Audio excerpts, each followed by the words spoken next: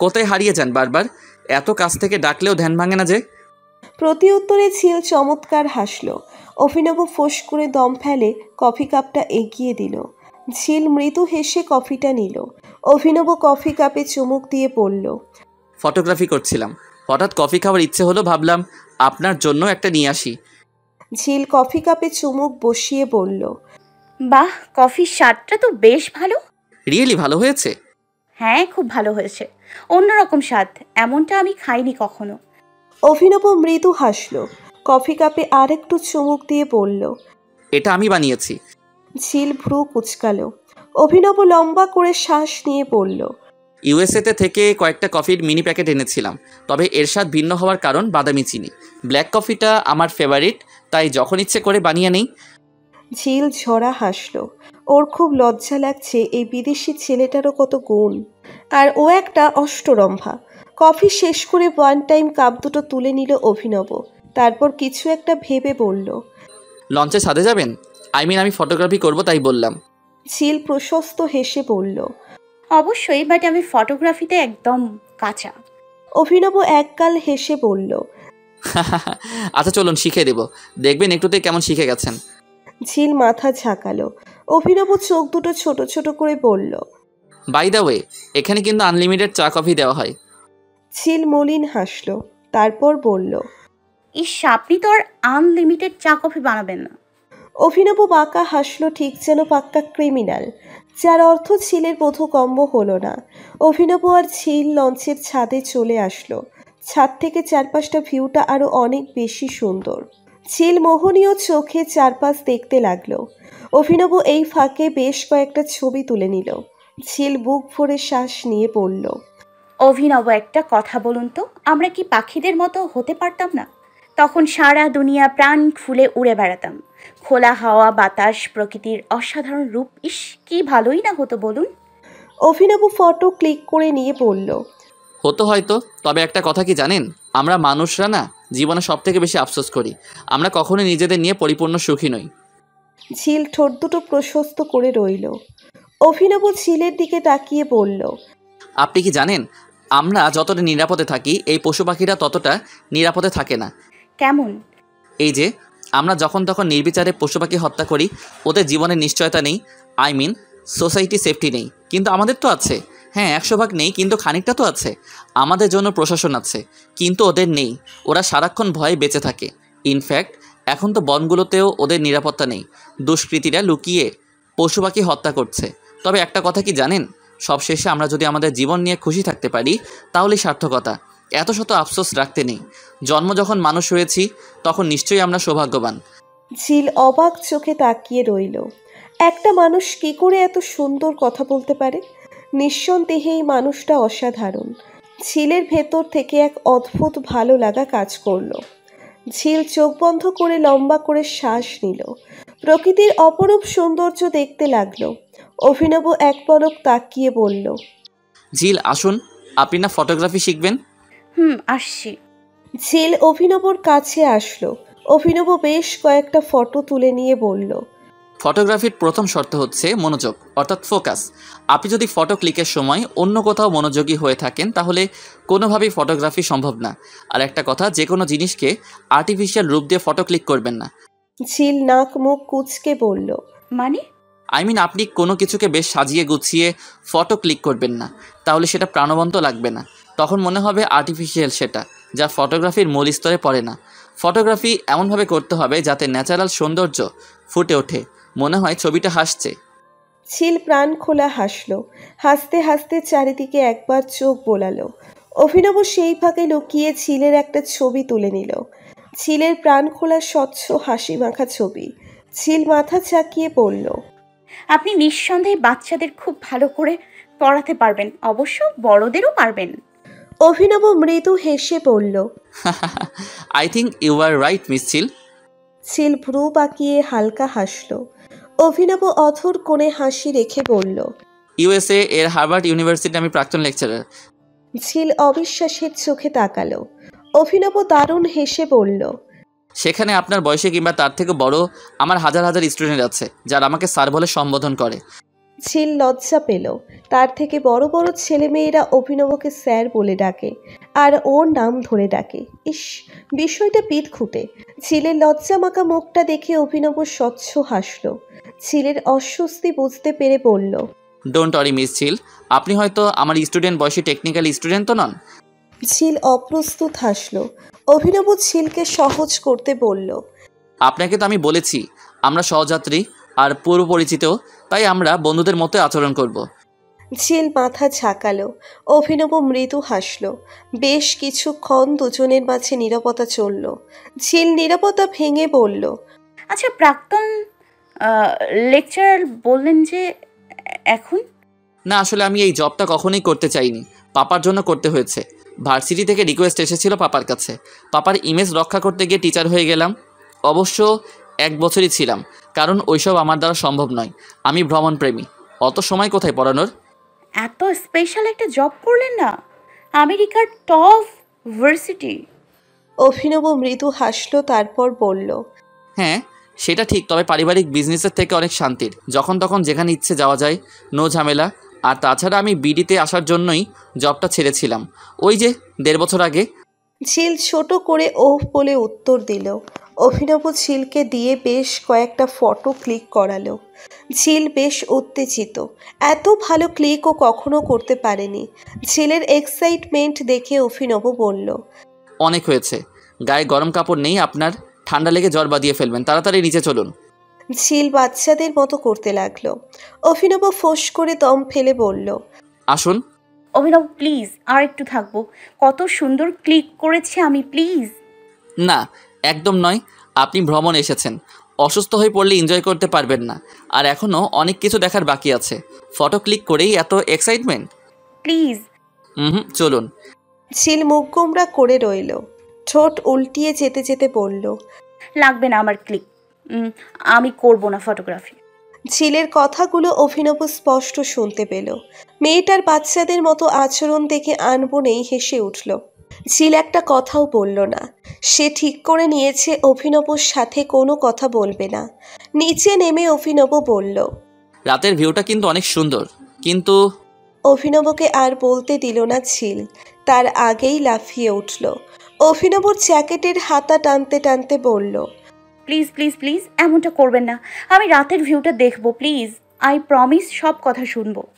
অভিনব ঠোঁট কামড়ে হাসতে লাগলো। তবে ঝিলকে সেটা বুঝতে না দিয়ে খানিকটা গম্ভীর কণ্ঠে বলল, সত্যি তো? ঝিল মাথা ঝাঁকালো। অভিনব একগাল হাসলো। ঝিল ছোট ছোট করে তাকিয়ে বলল, আচ্ছা, রূপসা সেতু কোথায় দেখলাম না তো?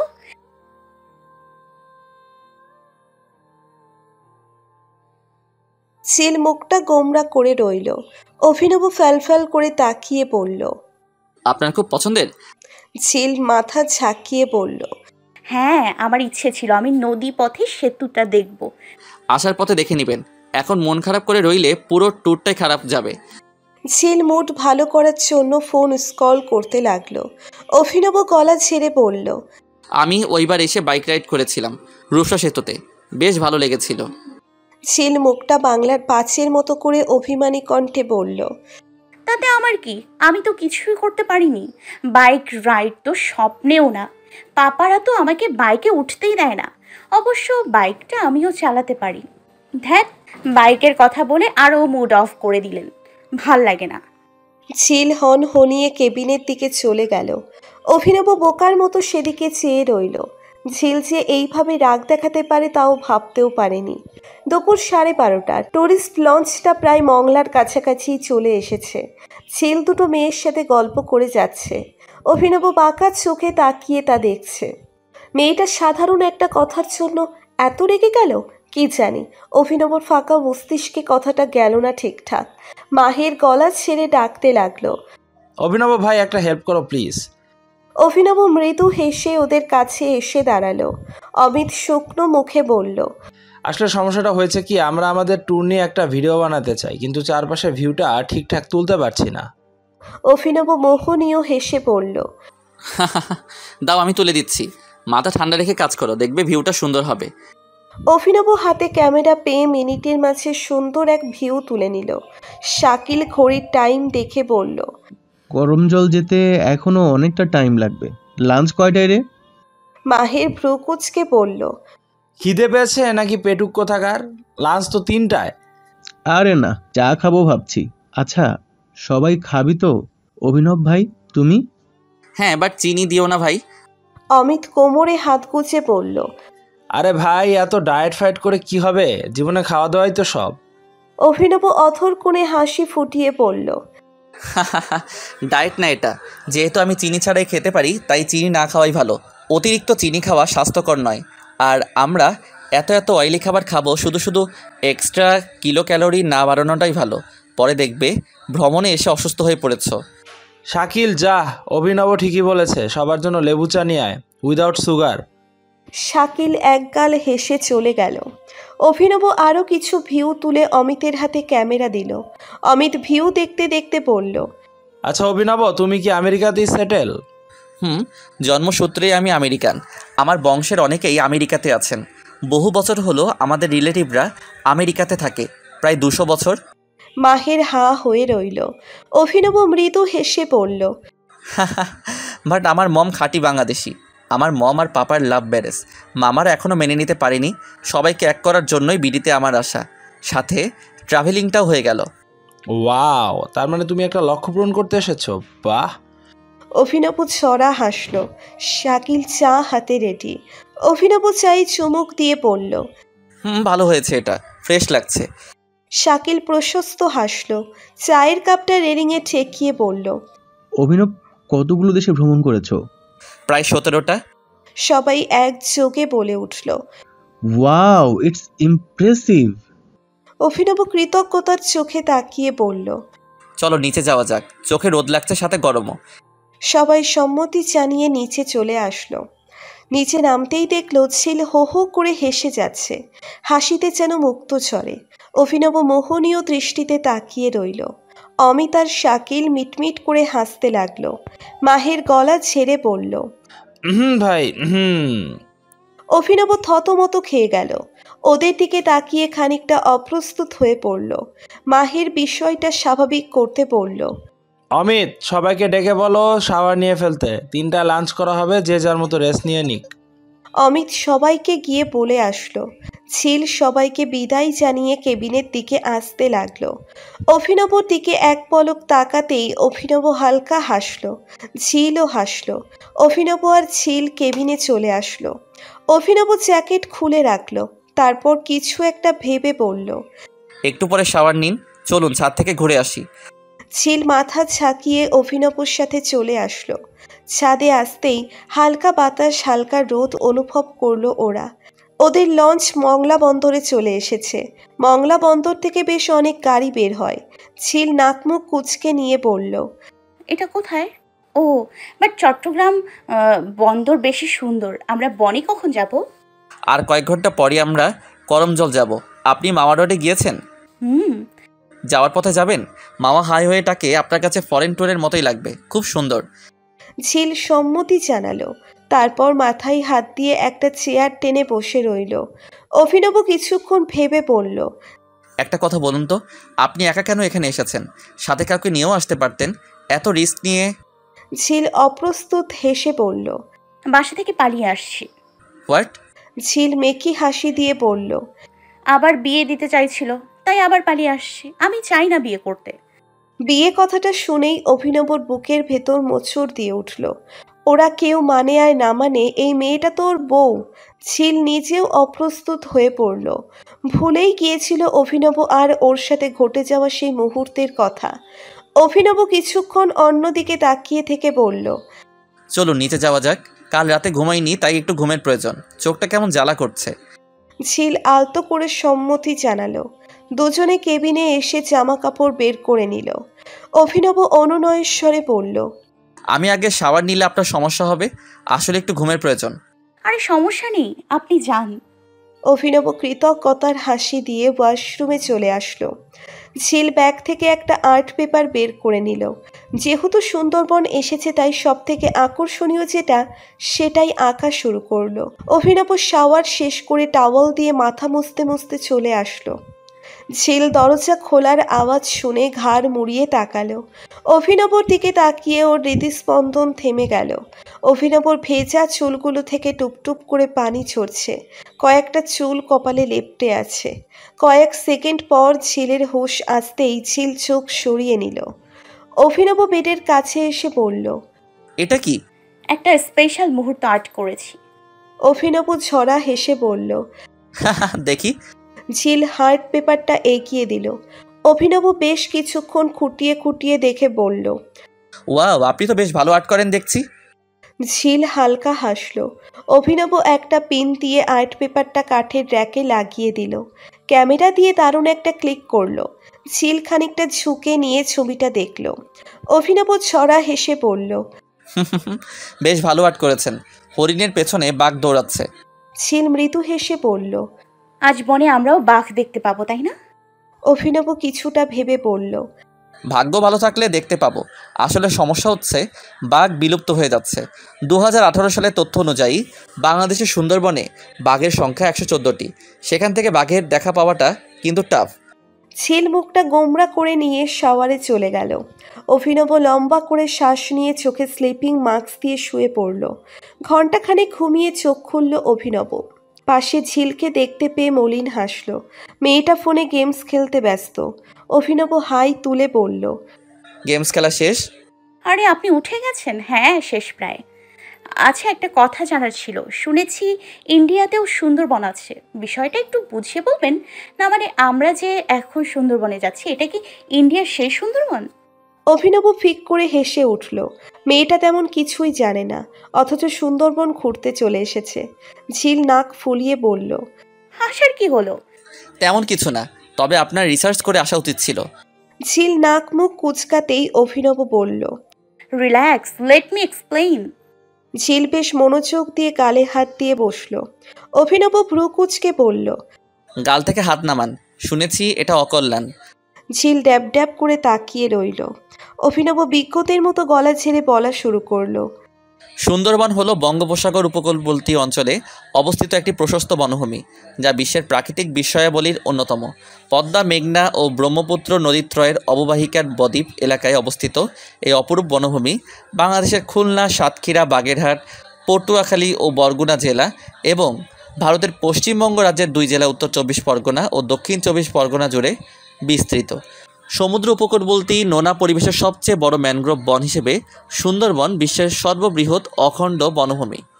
10,000 বর্গ কিলোমিটার জুড়ে গড়ে ওঠা সুন্দরবনের 6,017 বর্গ কিলোমিটার রয়েছে বাংলাদেশে এবং বাকি অংশ রয়েছে ভারতের মধ্যে। অর্থাৎ বাংলাদেশের মানুষরা লাকি যে ভারতের মতো এত বড় দেশের থেকেও আমাদের দেশের সুন্দরবনের বেশি অংশ রয়েছে। তবে বাংলাদেশের সুন্দরবনে প্রাকৃতিক ছায়াটা বেশি, যা আমি ভারতে গিয়ে পাইনি। ঝিল হাঁ করে তাকিয়ে বলল। মাই গড, এত কিছু জানেন কি করে?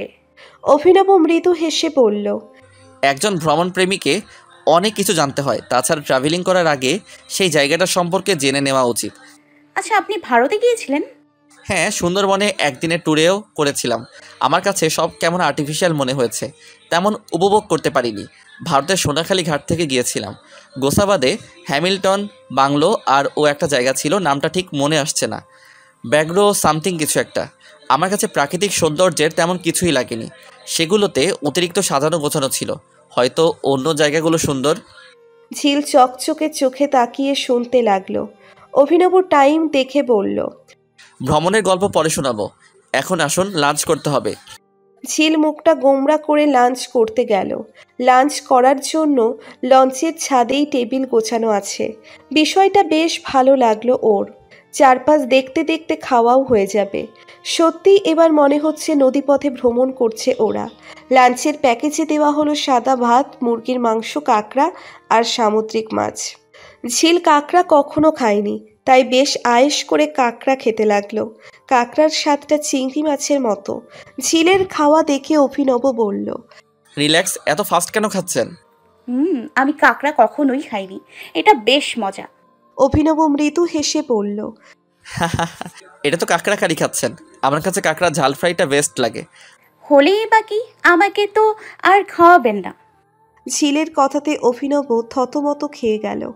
বেশ কিছুক্ষণ পর বলল। আপনি কাঁকড়ার ঝাল ফ্রাই খেতে চান? ঝিলের সহজ উত্তর।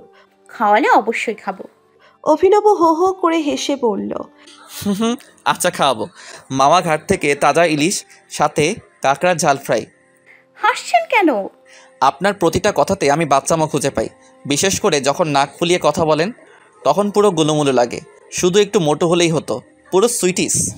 অভিনবর কথা শুনে ঝিল হাঁ হয়ে তাকিয়ে রইল। অভিনব অনুভব করলো অনেক বেশি কথা বলছে ও, তাই খানিকটা লজ্জা পেল। ঝিল মাথা নিচু করে খেতে লাগলো, সাথে মৃদু হাসি। খাওয়া দাওয়া কমপ্লিট করে যে যার মতো ছাদে বসে আছে, কেউ বা জুস হাতে, কেউ বা চা কফি হাতে। মৃদু বাতাসে চুলগুলো উড়ে যাচ্ছে। ঝিল গল্প করতে ব্যস্ত। অভিনব ট্রাভেলার নির্দেশকের সাথে কথা বলতে নিচে চলে আসলো। ট্রাভেলার নির্দেশক কাগজপত্র গোছাতে ব্যস্ত। অভিনব মুচকি হেসে বলল, হ্যালো ভাইয়া, আজ আমরা কোথায় যাচ্ছি? ট্রাভেলার নির্দেশক কাগজগুলো দেখিয়ে বললেন, কিছু ফর্মালিটিস আছে, সেগুলো পূরণ করে যেতে হবে। আমরা আজ করমজল যাব, যেহেতু করমজল থেকে আবার লঞ্চ পৌঁছাতে পৌঁছাতে সন্ধ্যা হয়ে যাবে, তাই আমরা আজ কটকার উদ্দেশ্যে রওনা দিব। কটকা নাইট হোল্ড করে সকালে কটকা ঘুরব। সব থেকে জরুরি কথা হলো, আমরা কেউ রাতে ঘুরব না, রিস্ক নেওয়া সম্ভব না। যদিও অনেকেই রাতের কথা বলেছিল, বাট উই আর সরি, এটা আমাদের রুলসে নেই। অভিনব বেশ মনোযোগ দিয়ে কথাগুলো শুনল। উনি ঠিকই বলেছেন, এটা সুন্দরবন, এখানে নানা পশু পাখির বাস, কোনোভাবেই রাতে ঘোরা সম্ভব নয়। অভিনব মুচকি হেসে বলল, ইটস ওকে, রাতে বের হওয়াতে উচিত নয়। ট্রাভেলার নির্দেশক কৃতার্থ হলেন, তারপর নিজেও কাজে ব্যস্ত হয়ে গেলেন। অভিনব আর বিরক্ত না করে ছাদে চলে আসলো। 3:30 বাজিয়ে সুন্দরবন অলরেডি চলে এসেছে। সবাই হই হুল্লোড় করছে। অভিনব ঝিলের কাছে গিয়ে বলল, ঝিল একটু আসুন। ঝিল সবার থেকে একটু সময় নিয়ে চলে আসলো। অভিনব 1 কাপ কফি এগিয়ে দিয়ে বলল, নিন, আপনার জন্য আমি বানিয়েছি। ঝিল চকচকে চোখে তাকিয়ে বলল, রিয়েলি? আপনি খুব ভালো কফি বানান। উফ, দিন দিন। ঝিল কফিটা হাতে নিয়ে চুমুক দিতেই সারা শরীরে অদ্ভুত প্রশান্তি অনুভব হলো। আবেশে চোখ বন্ধ করে নিল ঝিল। অভিনব মুচকি হেসে কফি কাপে চুমুক দিল। ঝিল আর অভিনব কফি শেষ করে কিছুক্ষণ চারপাশের ভিউ দেখতে লাগলো। ঝিল খানিকটা দূরে সরে যেতেই একটা মেয়ে এসে অভিনবর পাশে দাঁড়ালো। অভিনব ভদ্রতার খাতিরে হাসলো। মেয়েটা হাত বাড়িয়ে দিয়ে বলল, high, I am Mahera Ahmed নদী। অভিনব হ্যান্ডশেক করে অথরে হাসি ফুটিয়ে বলল, অভিনব সরকার ইহান, আপনাকে ঠিক চিনলাম না। আমি মাহের ভাইয়ার ছোট বোন। ভাইয়া ভাবি আসছিল, তার সাথে আমি আর আমার কাজিন আফরাও এসেছি। অভিনব হালকা হাসল। মাহেরা একের পর এক প্রশ্ন করেই যাচ্ছে। অভিনব সন্তর্পণে উত্তর দিচ্ছে, ফাঁকে ফাঁকে হাসছে। বুকে হাত গুছিয়ে ঝিলটা দেখছে। অভিনবর সাথে মাহিরার ঢলাঢলি সহ্য হচ্ছে না ওর, তাই আর এক মুহূর্ত সেখানে না দাঁড়িয়ে সোজা নিচে চলে গেল। নিজের কেবিনে গিয়ে বেডে শুয়ে পড়ল। একটা বালিশ কানে চাপা দিয়ে নিল। অভিনব ঝিলকে খুঁজে চলেছে। এখন লঞ্চ থেকে নেমে বোটে করে সবাই কর্মজল যাবে, কিন্তু ঝিলকে আশেপাশে দেখা যাচ্ছে না। অভিনব স্বরূপ রুজুগল কুঁচকে গেল। লঞ্চের মধ্যে বিপদের আশঙ্কা নেই বললেই চলে, তবুও মেয়ে মানুষ মানেই চিন্তার কারণ। বিষাক্ত হায়নারা ছাপিয়ে পড়ে তাদের উপর। অভিনব ছাদ থেকে নেমে আশেপাশে খুঁজতে লাগলো। 3তলা লঞ্চের সব জায়গায় খুঁজে অবশেষে কেবিনের দিকে পা বাড়ালো। মনে প্রাণে চাইল ঝিল যেন সেখানেই থাকে। কেবিনে এসে ভ্রুকুচকে নিল। কেউ যে শুয়ে আছে তা ঠিকই বোঝা যাচ্ছে, তবে কে শুয়ে আছে তা বোঝা যাচ্ছে না, কারণ গায়ে চাদর চড়িয়ে মাথার উপর বালিশ চাপা দিয়ে রেখেছে। কি অদ্ভুত! অভিনব ঠোঁট বাঁকিয়ে বেডের কাছে গিয়ে দাঁড়ালো। এক পলক দেখে নিল। হাইট দেখে মনে হচ্ছে ঝিলই, তাই বিনা সংকোচে মাথায় চেপে রাখা বালিশটা সরিয়ে নিল। ঝিলের দিকে তাকিয়ে ফিক করে হেসে দিল। অর্ধেক চুল ঝিলের মুখে লেপ্টে আছে, ঠিক যেন কোনো ভূতনি। ঝিল লাফিয়ে উঠে পড়ল। অভিনব মুখ চেপে হাসতে লাগলো। ঝিল দাঁতে দাঁত চেপে বলল, আপনি হাসছেন কেন? আমাকে কি সার্কাস মনে হচ্ছে? অভিনব হাসতে হাসতে সহজ উত্তর দিল। না, তবে ভূতনীদের মতো দেখা যাচ্ছে। ঝিল নাক কুচকে বলল, হোয়াট? অভিনব খিলখিল করে হাসতে লাগলো। ঝিলের বেশ রাগ উঠে গেল এতে। একে তো সেই সময়ে মাহিরার ঢলাঢলির কথা ভাবছে, তার উপর অভিনবর হাসি। ঝিল আর নিতে পারল না। আশেপাশে তাকিয়ে বেড থেকে বালিশটা তুলে নিয়ে অভিনবকে বালিশ দিয়ে মারতে লাগলো। অভিনব হাত দিয়ে নিজেকে প্রোটেক্ট করার চেষ্টা চালালো। অবশেষে ভাব খারাপ দেখে আর একটা বালিশ দিয়ে নিজেকে প্রোটেক্ট করতে লাগলো। ঝিল নাছোড় বান্দা, অভিনবকে বালিশ দিয়ে মেরেই যাবে। ঝিল বেডে উঠে অভিনবকে বালিশ দিয়ে মারতে লাগলো। ঝিলের বাচ্চামো দেখে অভিনব হাসতে হাসতে বেডে শুয়ে পড়ল। ঝিল অভিনবর বুকে বালিশ রেখে বাঁকা হেসে পড়ল।